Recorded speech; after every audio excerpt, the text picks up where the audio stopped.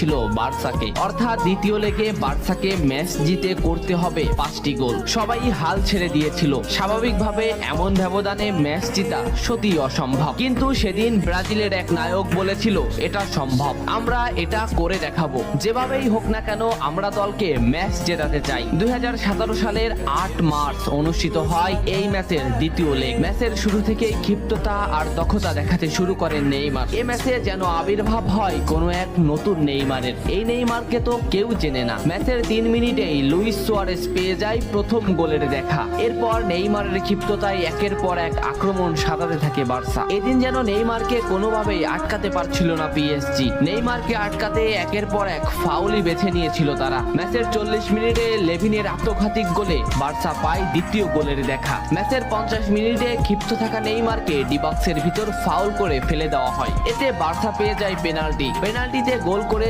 দলকে এগিয়ে নেন লিওনেল মেসি। তবে যেমনটা ভাবছিলেন এই ম্যাচের গল্প ফুটবল বিধাতা তেমন ভাবে লেখেননি। 62 মিনিটে বার্সার কফিনে শেষ প্যারাটা পুড়ে দেন এডিনসন কাভানি।